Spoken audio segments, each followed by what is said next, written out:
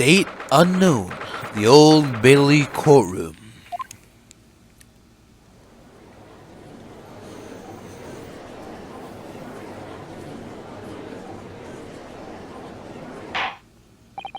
This court is now in session for the trial of Mr. Herlock Sholmes. This is a most extraordinary case of murder, counsels. Counsels, I assume I may proceed? Yes, my lord. The defense is ready. At your discretion, my lord. Very well. I hereby call on the prosecution to introduce the case. The incident in question took place 2 days ago, late at night, when the ground was blanketed with snow. The location of the incident was the residence of the accused, Mr. Herlock Sholmes. Indeed, the now famous address of number 221B Baker Street, was it? The address may have enjoyed fame once, my lord, but will henceforth endure infamy for this grim crime. Yes, sir. Well put. The victim, a certain Madame Rosie, was found asphyxiated on the accused sofa. My word. But it's unclear as to whether the victim was actually killed in the defendant's suite or not. After all, when Mr. Sholmes left the room for only a brief moment, Madame Rosie somehow vanished herself out of his room completely. Vanished herself, Counsel? The victim? Quite true, my lord. There is but one adjoining door between my drawing room and kitchen. Yet having brewed some tea in the kitchen, I returned to find the room completely empty. There was nobody else present. Ordinarily, my fellow lodger, Iris, would have been at home. However, on the day in question, she had been invited to a meeting of a scientific society in the city. I'm afraid you have a propensity for exaggeration, sir. You claim the victim vanished herself, but really, it seems to me entirely plausible that she chose to leave via the main entrance to your suite. As it happens, my lord, the door to the accused's room was locked at the time, from the inside. Very true, Inspector. As such, I can say with considerable surety that the victim did not leave via my front door. But what about, aha, yes, she could have snuck out through a window. Objection! The windows in the room were not locked, it's true, and the victim had the opportunity. However, there was snow all around the building outside, and not a patch of it had been disturbed. Would my learned friend care to explain how the victim could have left without leaving a trail? So the victim, Madame Rosie, somehow vanished from the scene before she was killed. Arg. Naturally, I was alarmed by the sudden disappearance of my guest, so I summoned this gentleman who resides in the attic room above my own, and we took a cab to Scotland Yard. I can confirm that the defendant called for me, and I saw his suite on my way downstairs. And yes, I'm quite sure it was empty, just as Mr. Sholmes has said. When we reached the yard, this very detective happened to be there. Well, yeah, you see, I was just in my office for a while, having got back from some, important business. And then, having explained the situation to the inspector, we traveled back to Baker Street together. At that time, there were no footprints in the snow around the building other than the ones we'd made. Do I take it then, Counsel, that you personally witnessed the scene where the incident took place? No, my lord, I went straight up to my bed in my own room in the attic. Inspector Gregson, however, was met with the most blood-curdling sight. On Mrs. Sholmes' sofa, the vanished Madame Rosie, motionless.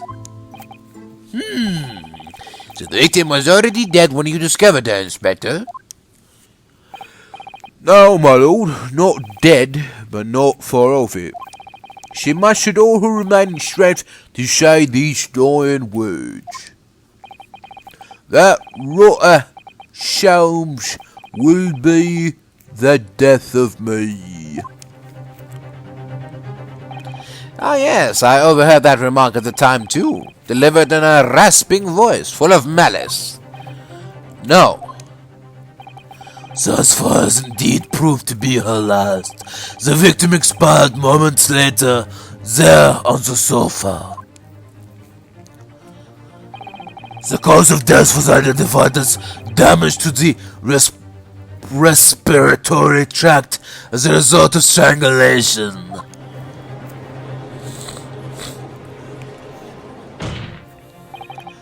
Pray, does the accused dare to contest the inspector's account? Certainly not. In fact, the inspector has done an unusually fine job of summarizing the salient points. Sholmes will be the death of me. Damning, departing words indeed. In her final moments, the victim named her killer. You, Mr. Sholmes. Objection! The defendant had no reason to take the victim's life. Perhaps you could tell the court, Mr. Sholmes, who exactly this Madame Rosie was? Ah, yes, of course. Did I never mention her to you? I'd extended an invitation to her that evening, though she is loquacious in the extreme. Loquacious. The most trivial of matters quickly becomes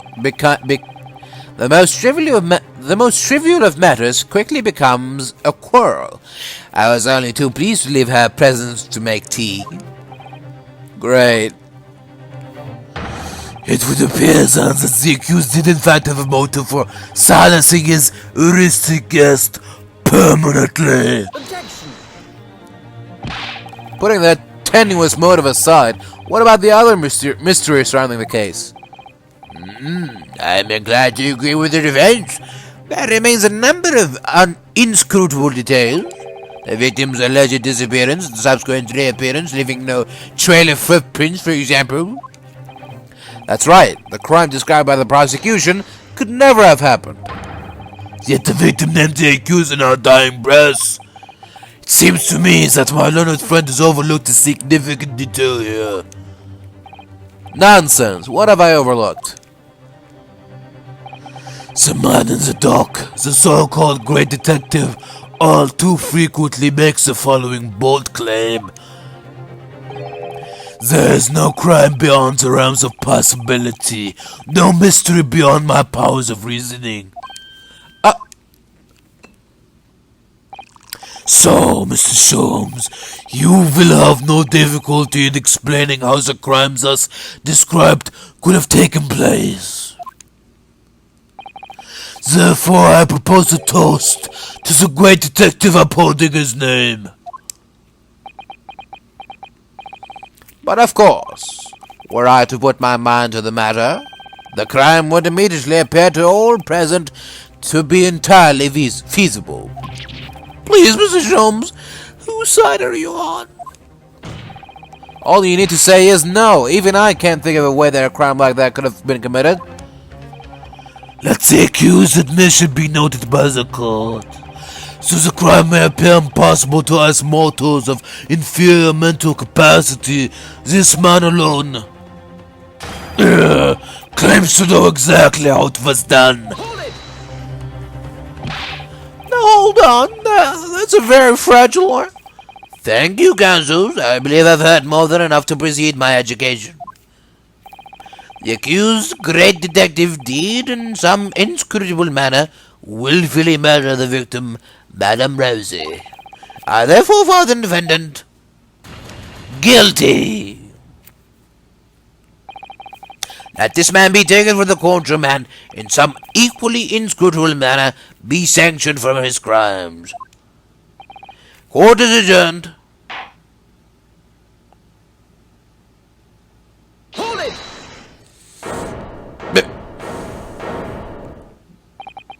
My lord, please. The truth about the mysterious surrounding, the truth about the mystery surrounding this case are known to another besides the great detective. What's this? Upon my word, Mr. Naruhodo, you are coming along wonderfully. You have deduced a fundamental truth about this case, I believe. Which would be... Detective? That the truth to this case is known only to the true culprit, obviously. Is that not so, Gregson? Eh? What? Well, I suppose, yeah. You don't mean... Are you suggesting, Mr. Sholmes, that you have an idea as to what actually happened that night? An idea? My dear fellow, I could explain the entire incident from start to finish with not a single detail omitted. Objection! It seems the detective has failed to grasp the situation. Pray, Mr. Reaper, which of us has truly failed to grasp the situation, I wonder? Then answer me this. You claim that prior to the incident the victim suddenly vanished without a trace from your room. If so, how exactly did Madame Rosie disappear? Why, naturally, via the window. It was ajar, after all. But that can't be. The room is a whole story above street level, and anyway, no prints were found in the snow.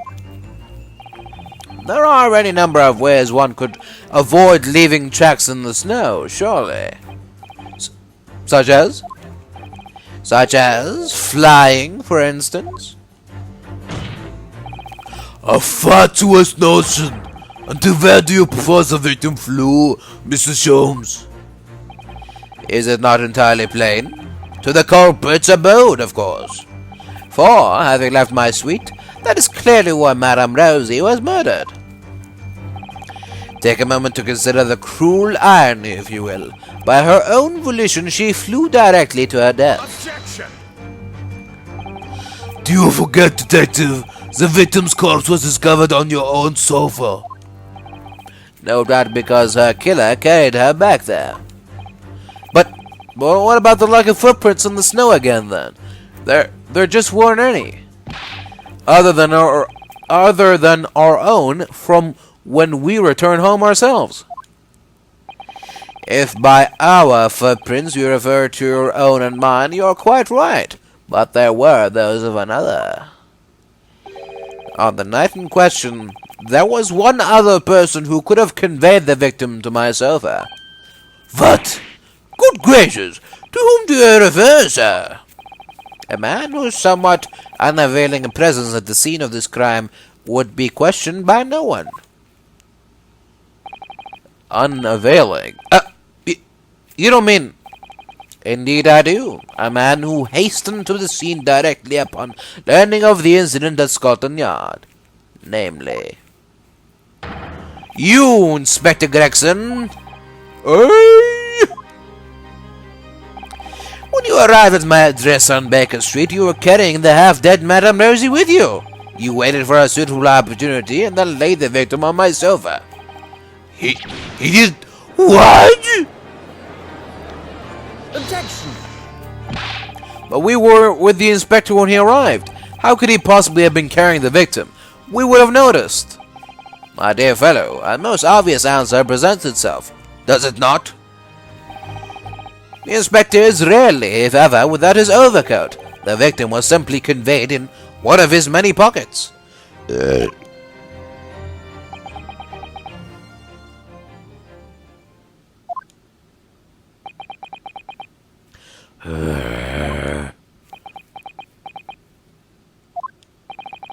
I fail to see what makes this detective great, but I can say one thing with great certainty. A human body cannot fit into the pocket of an overcoat.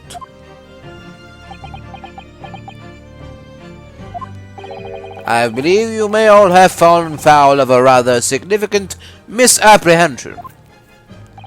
What? Madame Rosie was not a human. I beg your pardon? Mr. Sholmes? Yes, Mr. Naruhodo? Something troubles you, perhaps? Whatever gives you that idea? Exactly what sort of creature was Madame Rosie? Is it not apparent already? A parakeet, of course. Huh? A most self-conceited specimen, in fact. A parakeet? She was an incessant talker, I must say. Her manner was quite intolerable at times. Wont to turn every conversation to a quarrel. I thought to strangle the creature on more than one occasion. You had a quarrel with a parakeet? But of course, why else would she have chosen to fly from my window so uncordially that evening? To be to the abode of the inspector here beside me, no less. To Inspector Gregson's abode? But why? Because that was the parakeet's home, naturally. What are you... The inspector was called away from town for some days, so it was arranged that I would look after the bird. But it would appear that she was overcome with a sudden yearning for her keeper, thus prompting her flight from my comfortable suite to the inspector's office at Scotland Yard.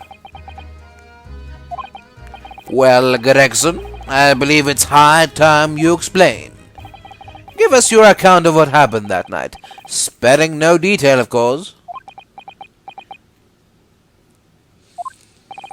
Inspector Gregson? It was an accident. I got back from being away that evening, you see. I just walked through the door of my office. I never imagined Madame Rosie would be on her way back to the yard as well. I slammed the door shut behind me, just as she was trying to fly through it. So Madame Rosie...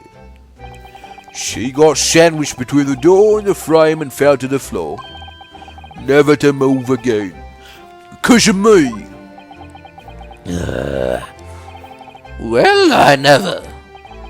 I had to do something, and just when I was trying to think of a plan, you fellas arrived talking about some incident at Baker Street.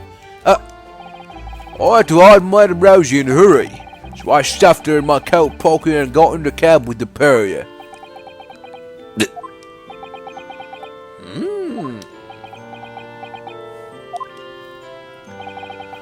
What could possibly have motivated you to behave in such a manner, Inspector? Lord Shanghart, sir. What?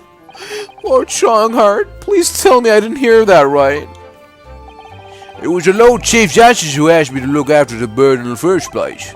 She'd been living with the pigeons at the Supreme Court until then. But apparently the, other birds started to pick on her. So for the past 6 months or so, I've been caring for her in my office at the yard. I see. If any of you happen to that bird, just imagine. Now pay and no time off for the rest of my career. You mark my words, that's what's gonna happen. That's why... well... But the victim's dying words, Inspector. The court heard earlier that Madame Rosie spoke the name of her assailant on her deathbed. That rotter, Sholmes, will be the death of me. Indeed she did. Quite uncalled for, wouldn't you agree? But those words are your true feelings, are they not, Inspector? Ugh. Clearly you speak of me often at your office at the yard, in this disparaging manner.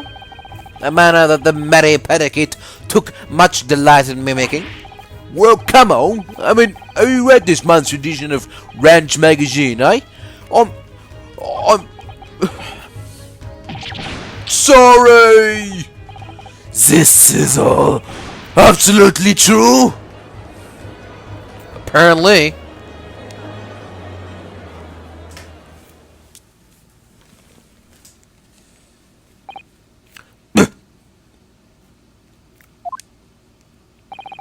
Something wrong, old Vanishing? No, nothing. I almost drifted off for a moment there. It's hard not to drift off when you've been kept waiting 3 hours already. I wonder if we'll manage to meet with Lord Strongheart at all today. We may have to deliver the report on the Windy Bank case that he asked for another day. Tell me, Inspector, what became of that bird? Oh, Madame Rosie, you mean? She had a narrow escape, but she's still alive. I delivered her back here not long ago, actually, on Lord Strongheart's orders. He's hoping the pigeons will accept her now. It was something of a shock to hear that she'd been crushed in the doorway of your office. Especially as we were all under the misapprehension that Madame Rosie was a person. Sorry about that. It was Lord Strongheart's demand that... Ah, good, you're here. I apologize for my tardiness. I am exactly 3 hours, 24 minutes and 57 seconds late. Oh no, my lord, no, please don't trouble yourself. Nothing gives us greater pleasure than standing here doing nothing for hours on end. Heartening. So, let's hear it then. Your report. The Winterberg trial is concluded, but this is far from over. It seems that Dark Far Eastern lawyer and I have some shared destiny. We will meet again. Of that I have no doubt. Did you see that, Lord Van Zieks? Did you? Madame Rosie were flying them over among the pigeons there. Happy as Larry she was. Really, Inspector? You must be relieved.